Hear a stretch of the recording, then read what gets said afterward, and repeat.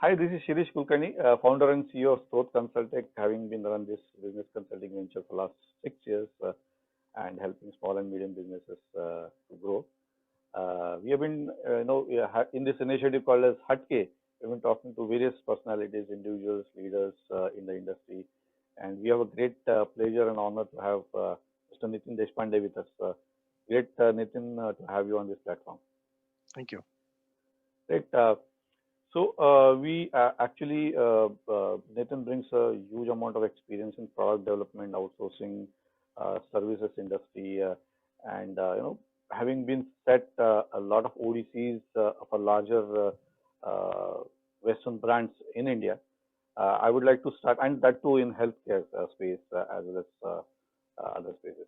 But in healthcare, I would like to start with a little bit of a twist. Now we are seeing this pandemic where a lot of things are happening in a very fast way. So, there are elements of controversies or discussion where IT is important or human element is important or, the way that paramedical forces work is important. It's balancing act, but, we would definitely like to hear you being part of a lot of that chain, value chain as such. So maybe we'll start with that as a perspective. Yeah, okay. First of all, thanks, Shirish, for inviting me. It's a pleasure to talk to you anyway, plus ability to reach your audience. So, to answer your question, see, it's like it's very difficult to separate one from the other.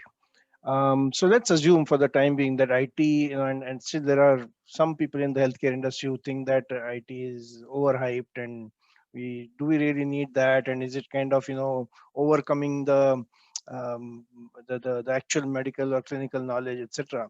But to answer your question, it's we cannot live without one cannot live without the other now. Now let's assume that in the pandemic, Absolutely. suppose we had all the paramedical staff, doctors, everything was available. Okay, would we have succeeded without IT? No way. Why?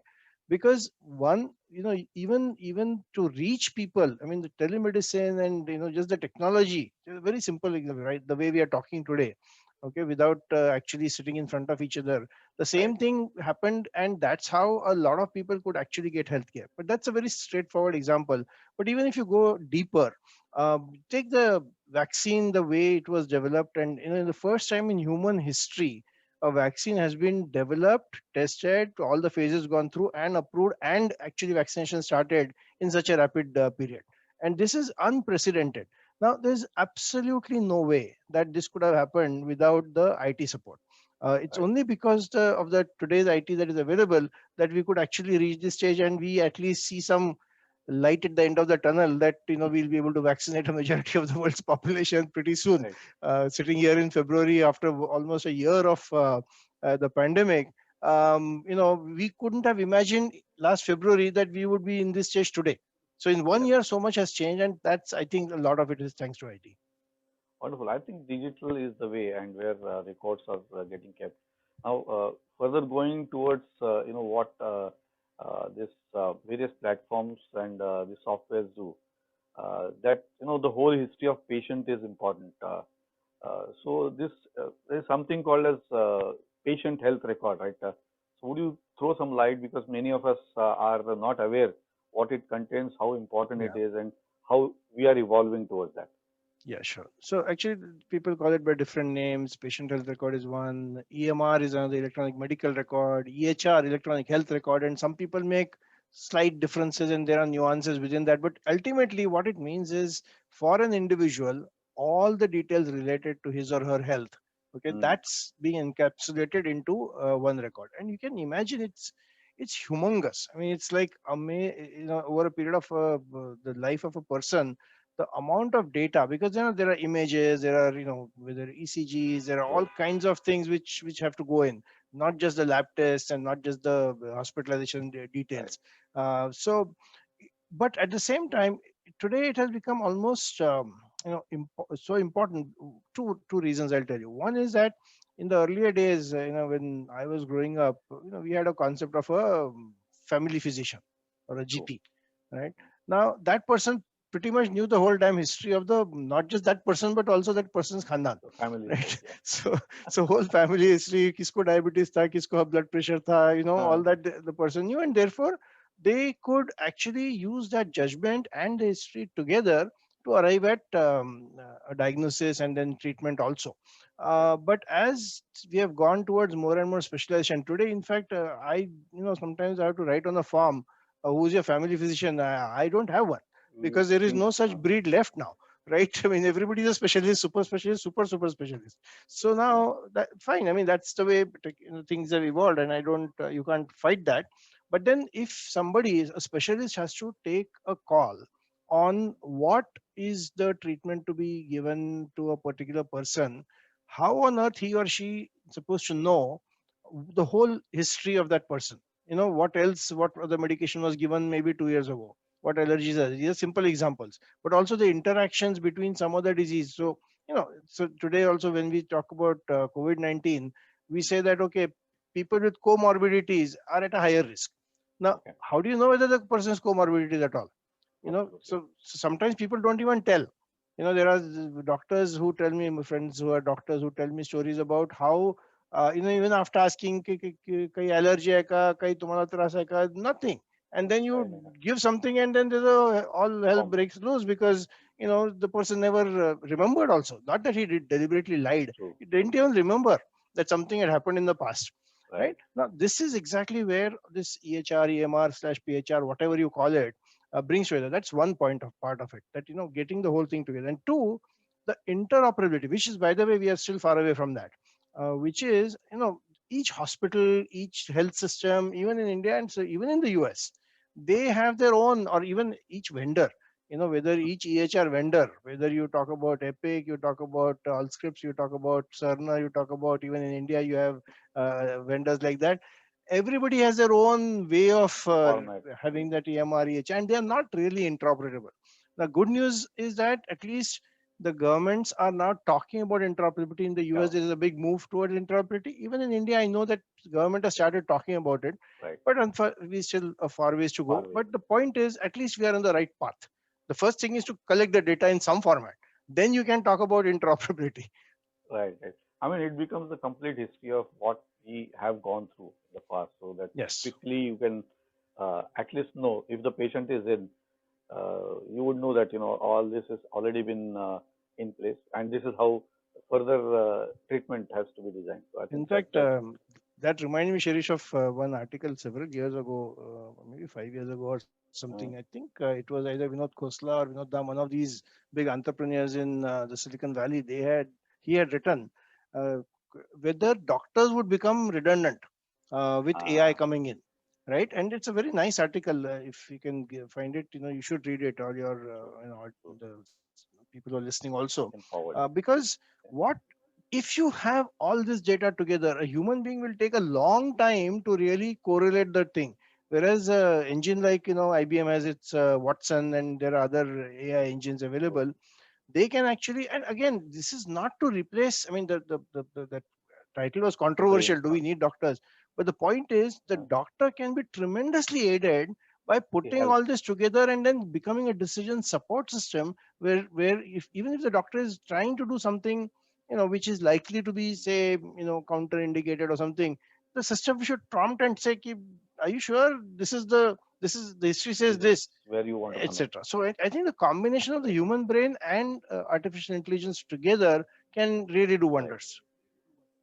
I think that will be definitely come as a blessing. I would say if this kind of a expert system, and it's a matter of kind of a logical tree where you have the protocol, the complete process design, which is a standard Yeah. across, and I think that will definitely help doctors to move faster and maybe treat the patients so that patients do not come back to doctors at all.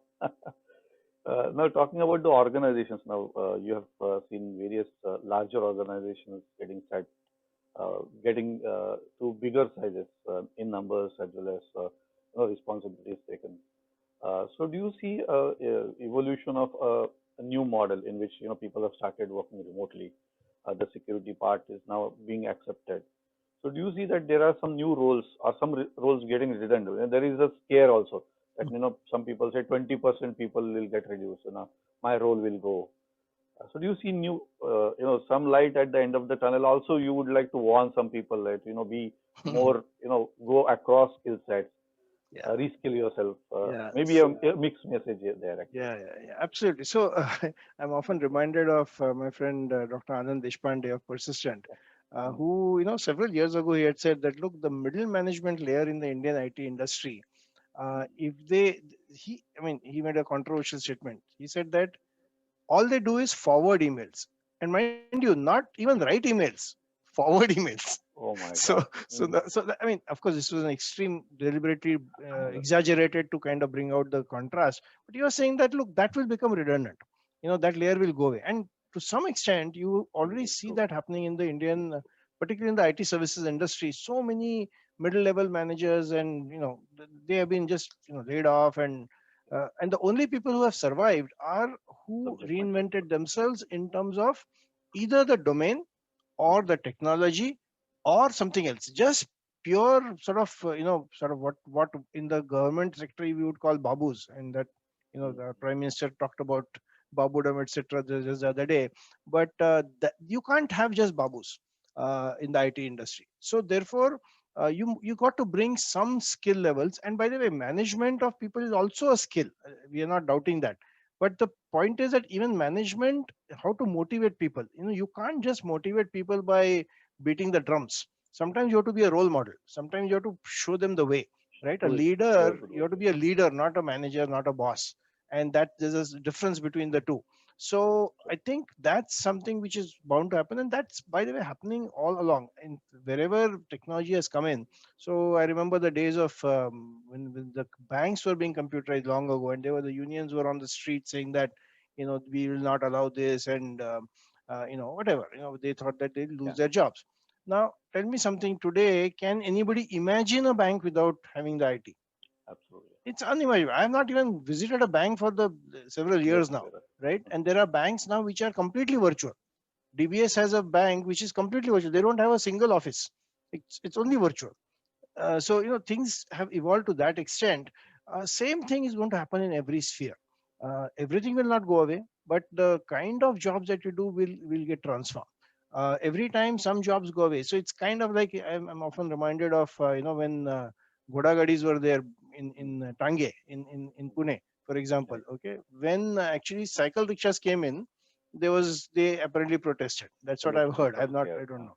Then when cycle rickshaws were there and auto rickshaws were introduced, they were protesting. Yes, Then auto rickshaws are there, and then when Uber, etc., Ola, etc., came in, they were protesting. they again. But the point is, the kind of job that you're doing just kept getting reinvented. You had to learn some new skill, which was kind of a adjacent skill. It was not completely outlandish. I mean, we are not telling a janitor to start coding in Python, right? We are kind of those jobs are adjacent jobs. The technology are adjacent technologies. So it requires some learning, but it can be done, and most people can do it. There will be some will fall by the wayside. Yes, that's inevitable. But I think if people are willing to learn, and no matter at what age and no matter at what stage of their life, Mm-hmm. they can overcome this, and actually they'll find that they're able to improve their lifestyle, and with a lesser more degree of comfort overall. That's what technology brings to the humankind. On the table. Mm. And then there could be, additional roles, as I was hearing you in the other interview, where we were talking about a remote director, a remote control Yeah, director, or yeah, somebody actually taking care of the whole paraphernalia of extending the services. yeah. Maybe that additional roles Sure, will sure. definitely chip in. Sure, because see, the thing is that if you look at HR as a function also, you know, or a people manager, teams direct manager. When the good old days, there were some people who were to literally like you drive sheep. Na? Untaar na shaya hakana is Mm. one phrase that we use in Marathi, Right. right? So, so basically, unless you see the people, you cannot. The thought was that you cannot control them, you Move them. cannot get work out of them. And similarly, HR was the kind of engagement activities were have some fun and games, have some activities, have Mm-hmm. some small. But now all that is not possible in the pandemic. So how do you still manage to keep people motivated, keep people energized, and still Yes. get productivity out of it? And the good news is that most companies have been able to do it very successfully, Right. right? And that's where your point about, more people will be working remotely, and therefore some kind of a, HR one aspect of that would be, how do you engage, and how do you make people remain motivated? How do you establish the same culture when you're Right. not even meeting each other? Right. Right. Right, right. Actually, when it was told, talked about like social distancing, I Mm. tend to call it as a physical Physical distancing than distancing. social. It is where you have to be connected. You have to be connected with employees, everybody, Yeah. and bring that element of being physically aware. Now, we were talking about motivation and aspect of contributions by employees. I was just wondering, and I was hearing a kind of a mixed story about uh, individuals being more effective being remotely. We don't have tea breaks, we don't have coffee breaks. At times, there is another view also. Say other coin side of the coin, people say, I don't get time. I'm get stressed. I'm attending meetings after meetings. Uh, One aspect is that the utilization has improved, output efficiency has improved. The second dimension could be, work-life balance, as we call it. I'm always available. I'm kind of always on the gunpoint. So there is a mix kind of a feedback that is coming. So do you see that efficiency has really improved? Because companies like HCL have definitely seen top line going up, costs coming down, profitability, employee getting the share of it. So definitely it looks positive. But maybe your perspective on that. Yeah, no, I think overall it has definitely been positive. There have, of course, been some industries which have been hit very badly by the pandemic. For travel industry, as an example, or hospitality industry. Those are Right. examples which are particularly directly hit. Extreme. Yeah. But even if you take, auto industry, which kind of suffered for a little bit, but now it has bounced back. Bounce back. Um, so there are different industry wise, there might be different impact, but in general, taking a very industry with which I am associated, which is basically the IT industry, there by and large, we have found that one number of hours that people are working definitely has gone up. Now there are several reasons for that. One is that the commute is gone, so in some sense people have that extra time. I mean, on an average in a city, you spend minimum 2 hours per day in commute, right? Right. Some people spend even 4 hours. I mean, I pity them, but they are there. It's, unfortunately.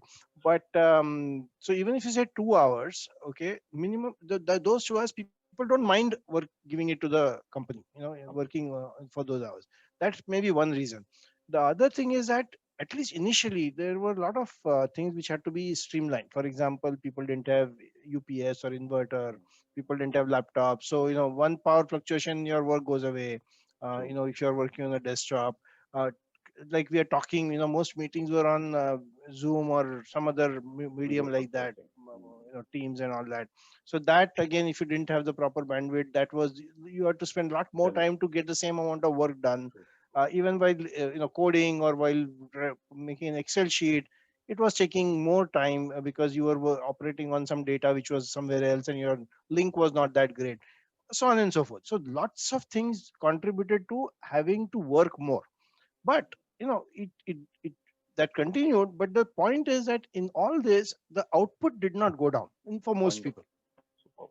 See, so which means actually, if you think about it, people often talk about productivity and say productivity went up. Mm.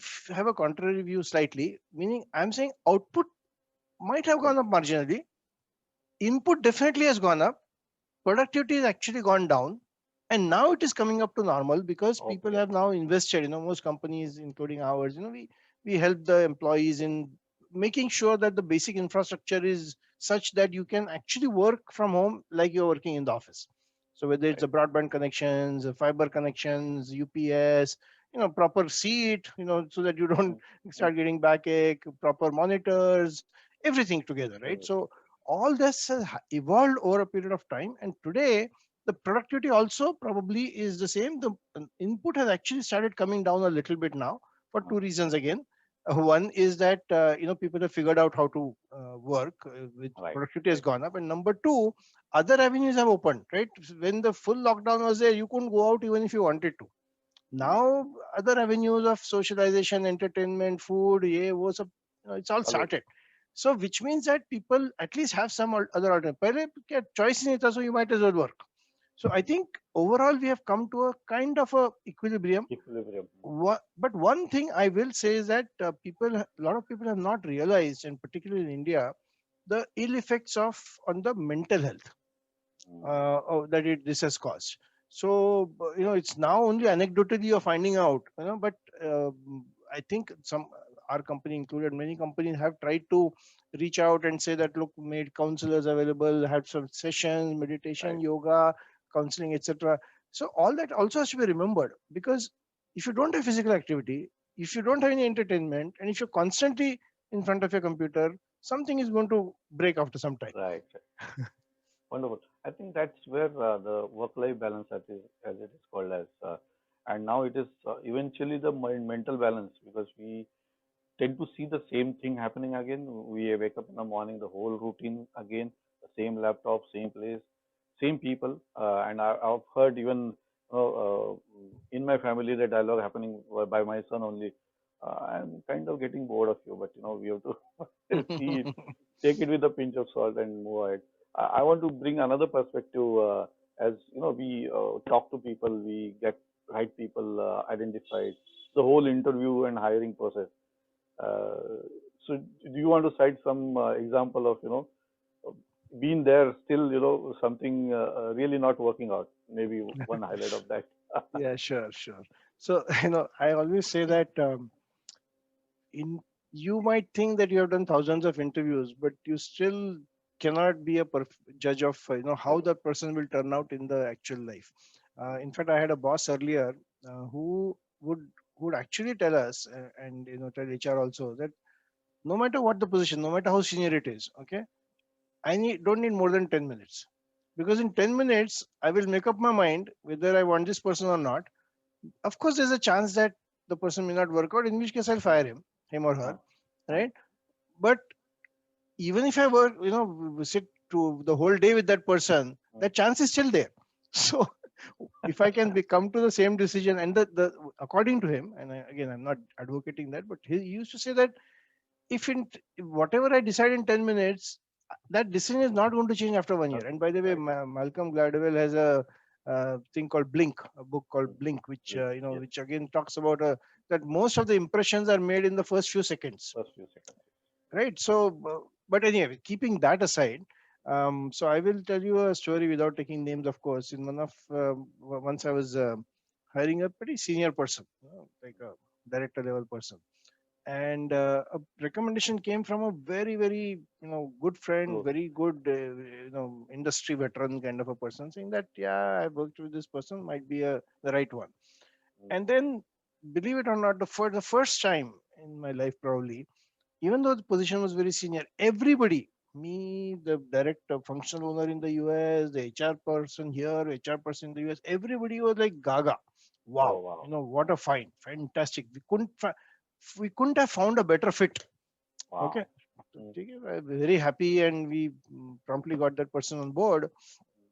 Guess what? 1 week later, literally 1 week later, the whole team came and said either that person stays or we stay. We'll all oh my resign en God. masse if that person continues here. I said, what? And I thought this was like God's gift to mankind, right? So it was actually exactly the opposite. Oh my God. So, and that really punctured my balloon, like कि Mm, अपने को कुछ समझता है interview के बारे mm, में. I mm. have after that I have never ever said that I can judge a person, Easily. because you, you can be misled completely in an interview. Okay. So sometimes, and this is by the way in-person interviews. Now you Oh, can imagine when we are interviewing people on the. So one thing, by video the way, we conference. did when we started this whole virtual interviewing process, etc., is that every interview, every stage of the interview, right from the resume onwards, resume mein we insist on a photograph. Huh, We huh. match that with the documentation, like Aadhaar card or whatever, Right, something. right. Every interview we take a snapshot and compare with, is it the same person? Oh my goodness. Because yeah, because you never know audio to Somebody else. pata hi nahi chalta hai. So we insist on audio, video also. If Huh. video cannot be done, we say okay, we'll reschedule it, we don't continue on audio.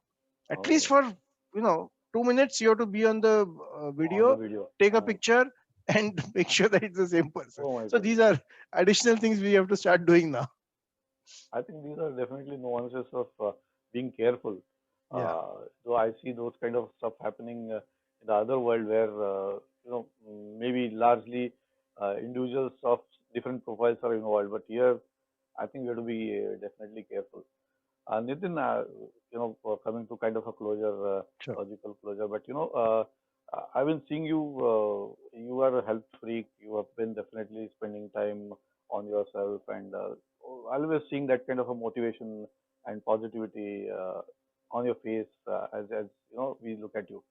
So what motivates you, what keeps you going, and what you want to achieve. Something that looking back and Yeah. further.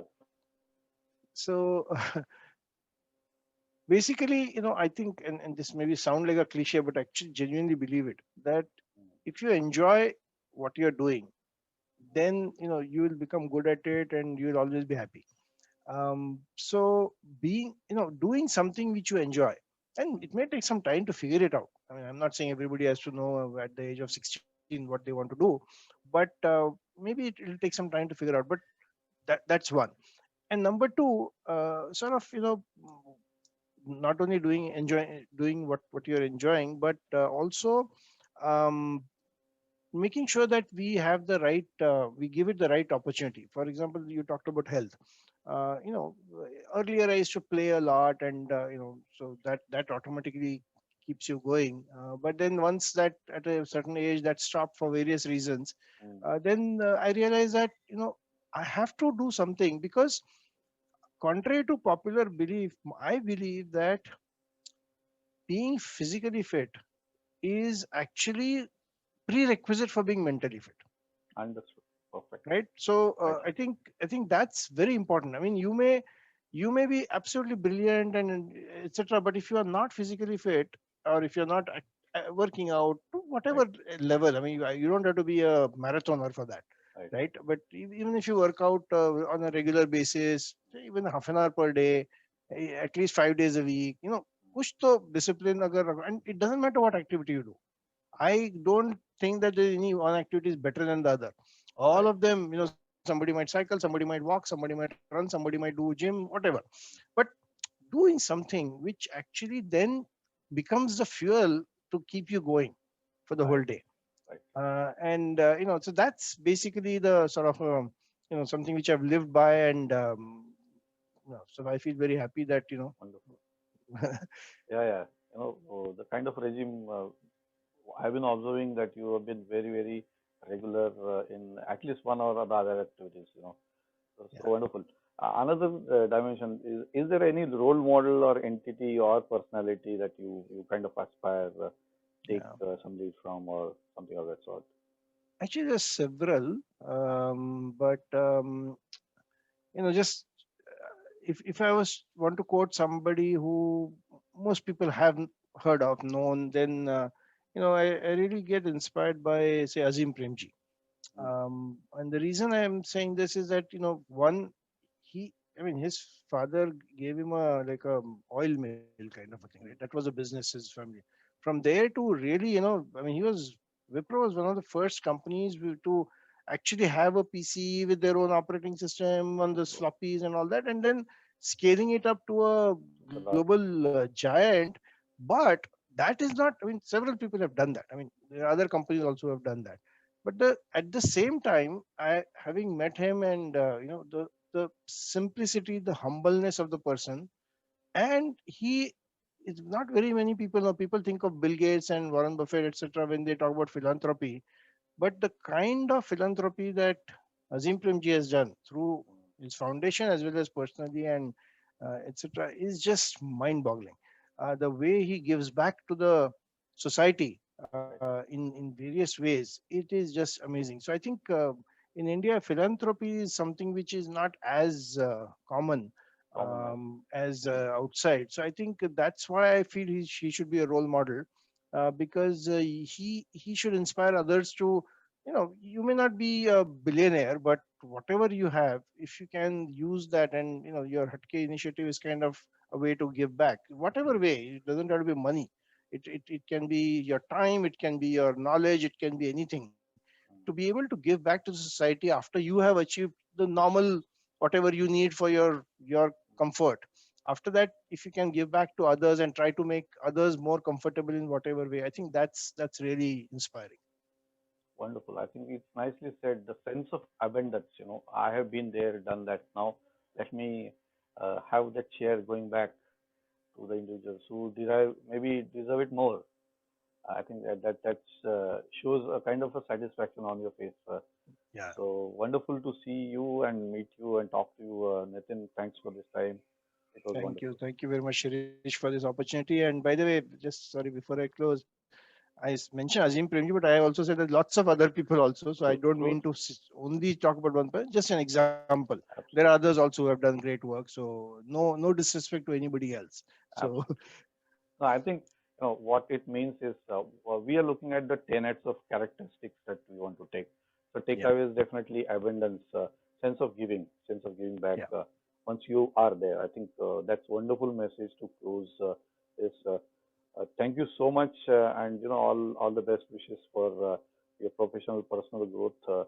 Let your focus on health and exercise and your own ways of giving back grow further and make you a kind of a tree of abundance maybe. Thank you. Thank you. Thank you so much, Shirish, and wish everybody the same. Thank you. God bless. Bye. Thank you. Business कोई भी हो, success की नींव हम रखते हैं। बुलंदियों को छूने की आपके अरमानों की उम्मीद जगाती जोत है, हर सपनों का हम स्रोत है। सही स्ट्रेटेजी, परफेक्ट डिसीजन मेकिंग और बिजनेस ग्रोथ के लिए हम आपके साथ कंधे से कंधा मिलाकर आपकी स्वप्न पूर्ति करते हैं। स्त्रोत कंसल्टेक, सिनर्जाइजिंग ट्रांसफॉर्मेशन।